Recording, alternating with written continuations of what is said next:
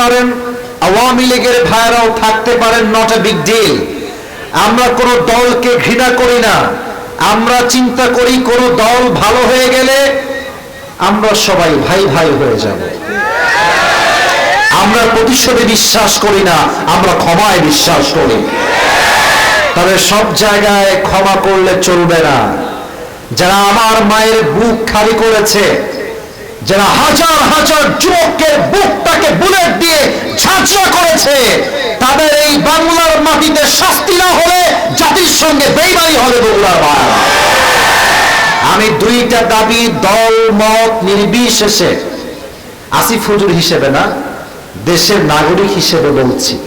যেহেতু নাগরিক হিসেবে বলছি, তাই আপনি আমাকে ট্যাগ দিতে পারবেন না যে আসিফ হুজুর অমুক হুজুর হয়ে দলের দালালি করেছে। আমি কোন দলের দালাল হয়ে বলছি না, as a citizen of Bangladesh, দেশের নাগরিক হিসেবে দুইটা দাবি বলছি।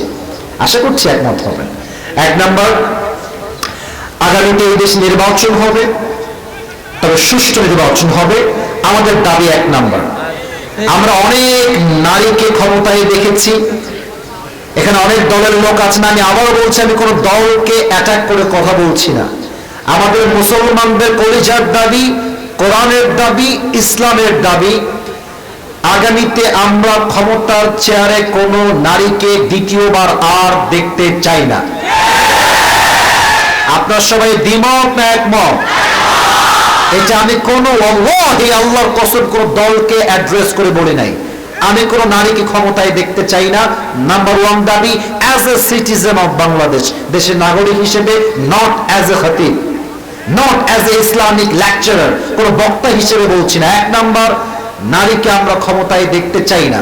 দুই নাম্বার, আমরা এমন একজন পুরুষকে ক্ষমতায় দেখতে চাই বগুড়ার ভাইরা, যে পুরুষ এই দেশের প্রধানমন্ত্রী হবেন এবং তিনি এতটা কোয়ালিফাইড হবেন, এতটাই স্মার্ট হবেন, তার যোগ্যতা এতটা হাই লেভেলের হবে, আমাদের দেশের প্রধানমন্ত্রী, আমাদের বাংলাদেশের প্রধানমন্ত্রী হবেন এবং তিনি চাইলে জাতীয় মসজিদ বাইতুল মুকাররমে দাঁড়িয়ে জুমার খুতবা দেওয়ার যোগ্যতাও না। এমন প্রধানমন্ত্রী আমরা সবাই আগামীতে চাই কি চাই না? তাকবীর রাখবে এবং এমন নেতা আমরা চাই কি চাই না? এমন প্রধানমন্ত্রী যদি আমাদের বাংলাদেশে আগামীতে আমরা নির্বাচন করতে পারি, বগুড়ার ভাইরা, আমি কোন দলের হয়ে বলছি না, যদি জাতীয় মসজিদ বাইতুল মুকাররমের খতিব হয় এই দেশের প্রধানমন্ত্রী, এই দেশ থেকে ধর্ষণ বন্ধ হয়ে যাবে, ঘুষ বন্ধ হয়ে যাবে, চুরি বন্ধ হয়ে যাবে, ডাকাতি বন্ধ হয়ে যাবে, পুরো দেশটাই সোনার বাংলাদেশ হয়ে যাবে। এবার আমার দিকে সবাই তাকান। এই কোরআনের সংবিধান আমরা সবাই চাই কি চাই না? না, এটা চাই বলেছেন অনেকে, বলেন নাই চাই কি চাই না। এবার আমাকে উত্তর দেন, কোরআনের আইন ছাড়া এই দেশে ইনসাফ কায়েম করা সম্ভব? এটা কিন্তু কোন দলের রাজনীতির কথা না। এরা সবাই উল্লেখযোগ্য ব্যক্তি। কোরআনের সংবিধান বিএনপি বুঝি না, জামাত বুঝি না, আওয়ামী লীগ বুঝি না, হেফাজত বুঝি না, চরমনায় বুঝি না। আমার ধর্ম একটা, আমি মুসলমান ঘরের সন্তান। মুসলমান হিসেবে আমি কোরআন দিয়ে সংবিধান চাই। একটা এক্সাম্পল দিব, এক্সাম্পল শেষ হলে আমি আমার তাফসীরে ফিরে যাব। সাদা, তুমি দাঁড়াও দেখি। না, ধমক দিব না, ধমক দিব না। তোমার নাম কি? হ্যাঁ, সাদিক। তোকে দেখা যায়? কথা বললে লজ হবে, দেখা যায়? ওর নাম হচ্ছে সাদিক। এই হাসাহাসি করো না, এই ছেলে। সাদিক তোমার নাম। সাদিকের সঙ্গে আমার একটা মারামারি হয়ে গেল আজকে। আমি খেপে গিয়ে এক রামদা দিয়ে কোপ দিয়ে ডান হাত এবং ডান পা কেটে ফেললাম। আচ্ছা, ডান হাত না, ডান পা কাটলাম। বগুড়ার ভাইরা, কোন পা কাটলাম? কথা না বললে তো অসুবিধা। কোন পা? ডান পা কাটলাম। তো বগুড়ার সুরপুর যায় ডান দিকের খুব ডেঞ্জারাস, খুব খেপায় না। এই যে এই পাশে গুলো ক্যামেরার জন্য আমাকে মেরে ফেলবে, দাঁড়ায় থাকো। তো ওরা আমাকে ধরে ফেলছে। আসিফ হুজুরকে ধর ধর ধর ধর। কেন ধরবে? আসিফ হুজুর সাদিকের পা কেটে ফেলেছে। আমাকে আপনারা ধরলেন, স্যাররা আমাকে ধরে একটা মামলা দিল। এটা কিন্তু আমি হাসির জন্য মোটেও বলছি না, আমি একটা ব্যাখ্যা দিব কোরআনের সংবিধান কেন আমরা চাই। তো মামলা হয়ে গেল বগুড়ার জেলায়। 3 দিন পরে আমার ডাক আসলো, আমি চলে গেলাম জজের কাছে, কোর্টে বিচার বসলো। জজ সাহেব এসে বলছে অর্ডার অর্ডার অর্ডার। আসিফ হুজুরের দোষ কি আপনারা বলেন। তো বলা হলো যে আসিফ হুজুর সাদিক নামের একজন যুবকের ডান পা কেটে ফেলেছে, মাহফিল ওয়াজ করতে এসে। সাদিক সিট ডাউন, বসো। এখন জজ সাহেব বলছেন না, আপনি দেখতে লোকটা সুন্দর কিন্তু মনটা আপনার ভালো না। আপনার মানে বিচার দিলাম বাংলাদেশের আইন অনুযায়ী আসিফ হুজুরের বিচার হলো 1 লাখ টাকা আর 1 বছরের জেল। সবার থেকে জানতে চাই 1 বছরের জেলা কয় লাখ টাকা? 1 বছরের জেলা কয় লাখ টাকা? 1 লাখ টাকা। আচ্ছা, কোনো একটা বিচার এটা কি ঠিক হলো কিনা, এর মানদণ্ড ঠিক আছে কিনা, এটা বোঝার জন্য একটা দাঁড়িপাল্লা নিয়ে আসেন। আচ্ছা, যখন আপনারা বগুড়ায় বাজার করেন, আপনাদের হাটে 5 কেজি মরিচ নিয়েছেন, এটা 5 কেজি আছে কিনা বোঝার জন্য দাঁড়িপাল্লা দরকার আছে না? আপনি দাঁড়িপাল্লা না হলে বুঝবেন না যে আদৌ এটা 5 কেজি আছে কিনা। তো দাঁড়িপাল্লা নিয়ে আসেন।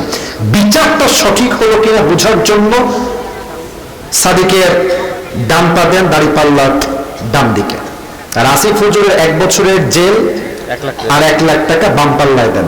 এই বগুড়ার ভাইরা, টানবেন তো, বুঝে থাকলে উত্তর দেন, আনসার মি লাউডলি, জোরে বলবেন। যতই টানেন ধরে সমান সমান হবে। আচ্ছা, আপনি এক কাজ করেন, আপনি এখানে 5 লাখ টাকা জরিমানা দেন আর 1 বছরের নয় 5 বছরের জেল দেন, আবার টান দেন, সমান সমান হবে? যদি সমান করতে চান আল্লাহর এই জমিনে আল্লাহর কোরআন দিয়ে আইন চালু করতে হবে। আগে ঠিক বলবেন, আগে বোঝেন কেমনে। আল্লাহর কোরআন বলছে সংবিধান হবে, কেউ কারো চোখ তুলে ফেললে তুমি তার চোখ তুলে ফেলো, কেউ তার হাত কেটে ফেললে তুমি তার হাত কেটে ফেলো।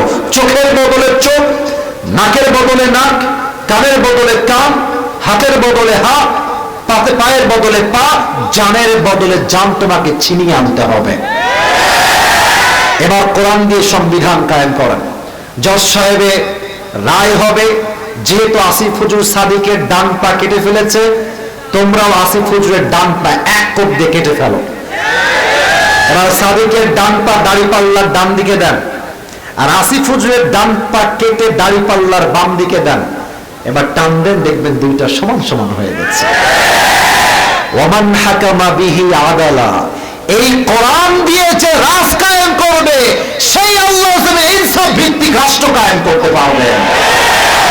আপনারা সবাই আল্লামা দেলোয়ার হোসেন সাইদি হুজুরের নাম শুনেছেন না? না, এটা আসতে বললে হবে না, শুনেছে? আমি আসিফ হুজুর একটা কথা আপনাদের সবাইকে বলছি, এখানে অনেকগুলো মিডিয়া আছে। সাইদি সাহেবের কয়েকশো বক্তব্য আমি কয়েকশো বার, কমপক্ষে 10-20 বার হলেও তো শুনেছি কয়েকশো বক্তব্য। কারণ আমাদের কাজই হচ্ছে আলোচনা করা, শিখতে হয় তো নতুন নতুন জিনিস। বিশ্বাস করেন, সাইদি হুজুরের জীবনে তিনি যত ওয়াজ করেছেন তার মধ্যে যদি আমি টপ লিস্ট করি যে সবচেয়ে ভালো ওয়াজ কোথায় করেছেন, আমি একজন আলোচক হিসেবে বলছি ওনার সবচেয়ে বেস্ট ওয়াজ তিনি করেছেন বগুড়ার মাটিতে। বলবেন হুজুর ভুয়া কথা, আপনি ইউটিউবে সার্চ দেন, আল্লাহু আকবার, কি সুন্দর কথা। উনি একটা কথা বলতেন যে আমরা হক কথা বললে আমাদেরকে গালি দেওয়া হয় মৌলবাদী বলে। তো উনি বলতেন যে মৌলবাদী বলে যতই গালি দাও আমরা মোটেও রাগ করি না, কারণ মৌল আসছে মূল থেকে। মূল মানে হচ্ছে আল্লাহ তাআলা, মূল মানে হচ্ছে হিজ লাস্ট মেসেঞ্জার মুহাম্মদ সাল্লাল্লাহু আলাইহি ওয়াসাল্লাম, মূল মানে কোরআন, মূল মানে হাদিস। যারা আমাদেরকে মৌলবাদী বলে গালি দাও আমরা হলাম মূলবাদী, তোমরা হলো সব গাছের আগাবাদী। এবার বলেন, গাছের আগায় শক্তি বেশি না গোড়ায় শক্তি বেশি? এটা বগুড়ার সাউন্ডে হয় না, আগায় না গোড়ায়। উনি বলতেন তোমরা থাকো গাছের আগায়, আমরা থাকি গাছের গোড়ায়। বাড়াবাড়ি বেশি কইরো না, না হলে 16 কোটি মানুষ গাছের গোড়ায় একটা ঝাঁকুনি দিবে, মামার বাড়ি দিল্লি গিয়ে তোমরা পড়বা, দিল্লি গিয়ে তারা পড়েছে। উনি আর একটা কথা বলতেন, থামেন থামেন, স্লোগান দিবেন না, থামেন, লেট মি টক। উনি আর একটা কথা বলতেন, গাড়ির চাকা অলওয়েজ উপরের দিকে থাকে না, গাড়ির চাকা ঘুরে বলেই তো গাড়ি চলে। আজকে তোমার ক্ষমতার চাকা উপরে আছে বলে যারা আলেমদেরকে ধরছো, গুম করছো, জুলুম করছো, হত্যা করছো, মনে রাখো সময় আসবে এমন তোমরা ইন্দুরের গর্দনা বানাবার জন্য কোথাও। তার প্রমাণ সালমান এফ রহমান দরবেশ বাবা। হাসতেছেন, বুঝলে বুঝপাতা, না বুঝলে মিয়া আপনার পুরো জীবনের ইনকাম রাখবেন একদিকে, আর সালমান এফ রহমানের জাস্ট 1 মিনিটে তার ব্যাংকে যে টাকা আসে রাখবেন একদিকে, তারটা 1000 গুণ বেশি হবে। এত টাকার মালিক। আপনি ইউটিউবে সার্চ করুন আজকে, লিখে দেখবেন আদালতে উঠছে অসহায়ের মতো। এত টাকার মালিক, একটা আইনজীবী তার পক্ষে লড়বে নাই নাই। এটাই প্রমাণ জালিমের পতন যখন আল্লাহ নিশ্চিত করে যায়, জালিম তখন ইন্দুরের গর্দমানে পড়াবার জন্য বগুড়ার ভাড়া। অতএব শিক্ষা গ্রহণ করেন, আগামীতে যেই দলই ক্ষমতায় আসুক আমাদের কোনো সমস্যা নাই। আল্লাহর আইনের বিরুদ্ধে একটা আইন পাস করলে বগুড়ার ছেলে তাকে দিল্লি ভাগতে বাধ্য করবে যুবক ভাড়া। আল্লাহ আগামীর সংসদকে কোরআন দেশে আবার তৌফিক দান করুন, আমিন। আমার এই ভূমিকার কথা কি আপনারা রাগটা করছেন নাকি? আপনাদের বাসায় বউ আছে, বিবাহিত কারা কারা একটু হাত তুলেন তো, বিবাহিত কারা? আচ্ছা আচ্ছা, বিবাহিত ভাইরা মাশাআল্লাহ হাত নামান। যাদের বউ নাই, খুব কষ্টে আছো শীতকালে, সিঙ্গেল নাই বা একটু হাত তোল।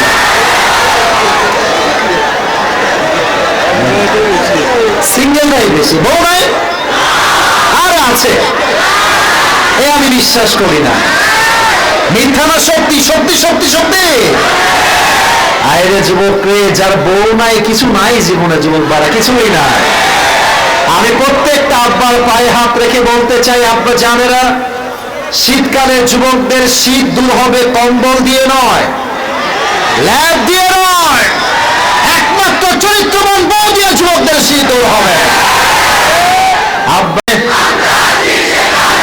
বগুড়াবাসী যেখানে,